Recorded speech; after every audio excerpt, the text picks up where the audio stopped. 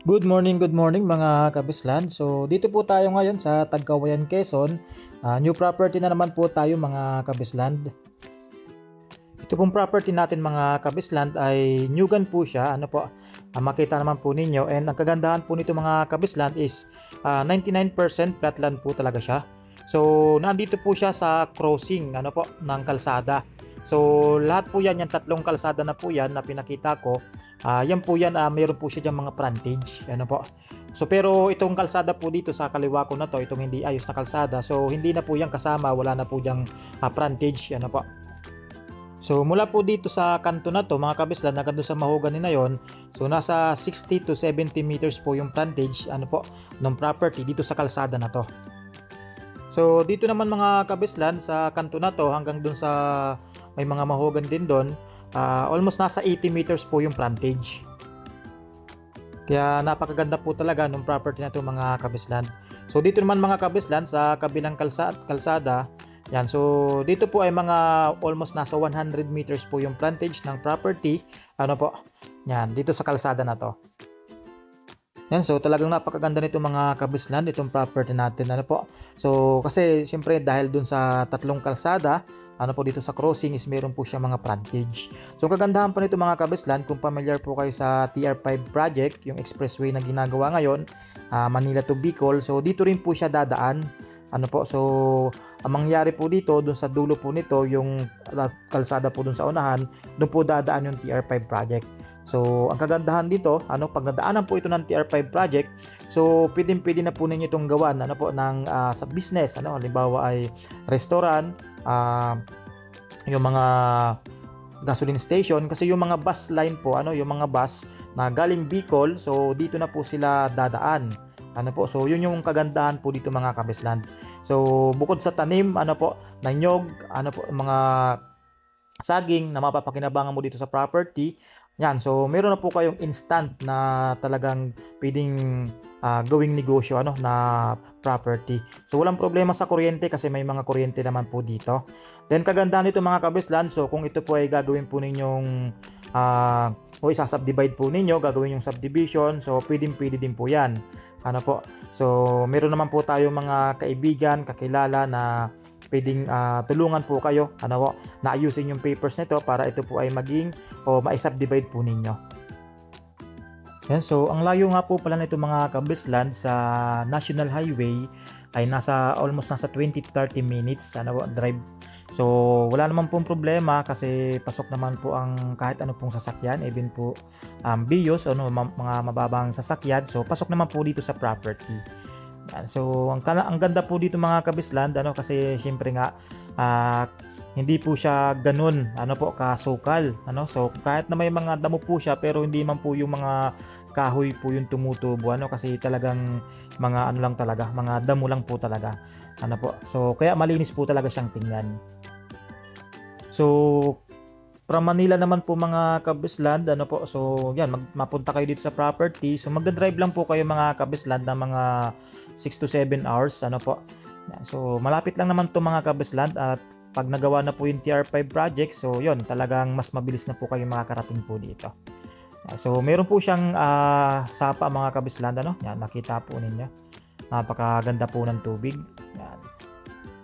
Napakalinis Yan. So yun po yung kagandahan dito mga kabisland. So pwede na kayo din dito alaga po ng mga hayop yan. So kambing, baka, so pwede po yan dito kasi meron na po silang meron na kayong source ng tubig, so meron na po silang may inuman. So dito mga kabislan, mapapansin po ninyo medyo mababa po yung level nung lupa dito sa kalsada. So almost nasa 1 meter lang naman po yan mga kabisland. Pero makita nyo po talaga napakaganda po nung kalsada natin ngayon dito sa property. So kaya wala pong kahirap-hirap i-tripping And syempre kung kayo po nagkakaedad na, talagang hindi po kayo mahihirapan na bisitahin po ng mga anak po ninyo, ng mga apo po ninyo, kung sakaling kayo naman po yung makakabili ng property na to and dito po kayo titira.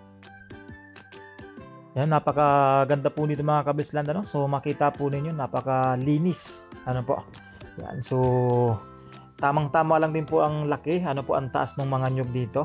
And ang kagandahan doon mga kabisland, meron na sila agad na tanim na mga bagong niyog.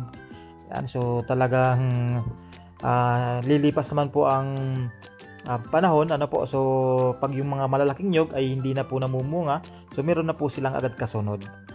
Yan, so yun po yung kagandahan dito. So may mga saging din po kaso yung ibang saging po daw dito ay talagang parang nasira po siya na nung magparauulan, po. Pero may mga nakasurvive naman po mga saging din mga kabisland dito sa ilalim din po ng nyugan.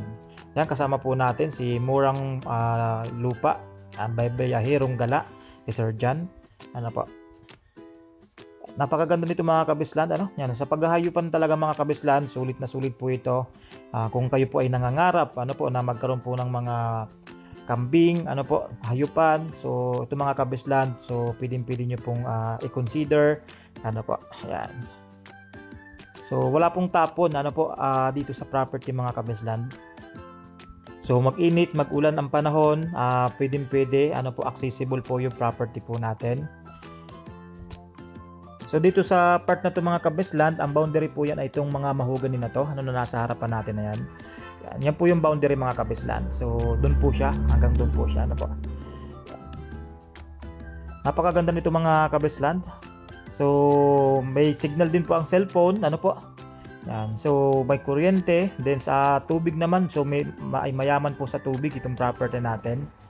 So, sa mga inuming tubig po mga kabisland, so pwede naman po kayong bumili ng mga inuming tubig sa mga water refilling station dito sa lugar. Napakadami din po niyan. Napakaganda nito mga kabisland, napakapayapa. And so ngayon naman mga kabisland, puntahan naman po natin yung sinasabi po ni tatay na manukan, po. And kaya doon sa mga kabisland po natin na mahilig po sa pag-aalaga po ng manok. Yan, so yung panabong mga kabisland, so ito pwede po ito sa inyo. Napakaganda po nitong property na to, po. So kasi hindi na kayo masyadong mag-a-adjust kasi meron na po talaga siyang mga naka-design na po talaga siya yung isang part na to, sa manukan. Yan, napakaganda mga kabisland, Yan. So ang linis, naka-trim po yung mga damo. Yan, so talagang ligtas na ligtas yung mga alaga po natin, po, sa ahas. Yan. Ganda mga kabisland, po. Yan.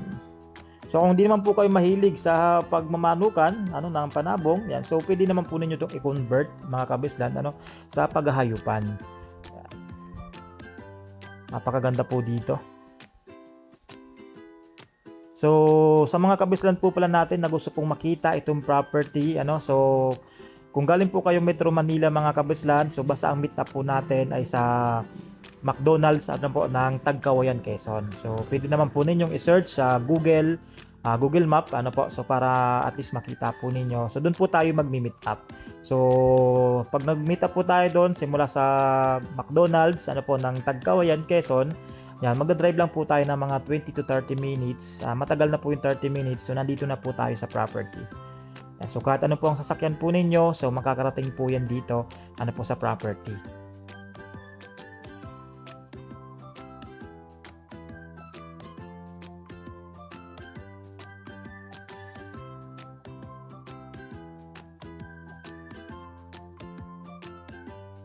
Yan, so ang boundary mga kabisland dito sa property nito ay ilog, po. So kaya marami po siyang source po ng tubig. So merong ilog or yung bukal sa loob po ng property, din yung boundary pa niya is may ilog din, po. Kaya talagang mayaman na mayaman sa katubigan itong property natin. So kaya talagang pwede po talaga siyang pwede talaga siyang gawing paghahayupan, po.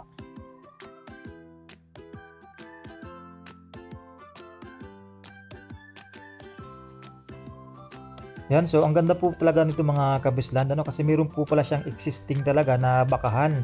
So ito pong may bakod na to, sako pa po ito ng property. Yan, so kaya po nilagyan po ni seller ng bakod, so para sa mga hayop po niya hindi po siya makalabas, po. Yan, napakaganda nito mga kabisland, Yan, so talagang siya, talagang pangmayaman talaga yung vibes niya, pang hacienda po talaga. And mapansin po ninyo mga kabisland, sa puno po ng niyog, na linya-linya po siya. So ito naman po yung area mga kabisland na wala po siyang tanim na nyug na maliliit. O, kasi nga siyempre ito po yung nakadesign nila para dun sa mga baka. So pag tinaniman natin yan ng nyug na maliliit, so yan baka din kainin din po nung mga baka, nung mga alaga yung dahon. Yan, so kung gusto niyo pong makita itong property mga kabaslan, pwede po kayo magpa-schedule ng tripping, po. So message lang po kayo sa aking Viber, sa aking WhatsApp, tawag kayo and text sa ating cellphone number, nakalagay naman po yan dito sa screen. And pwede po kayo mag-message sa aking Facebook page, yung search nyo lang Bisland PH, and sa aking Facebook account, lalagay ko rin po yan dito sa screen. So pwede po kayo mag-pa-tripping, pwede kayo mag-schedule ng tripping. Yan. So hanggang dito lang tayo mga kabasland. Ingat po palagi and God bless po sa lahat.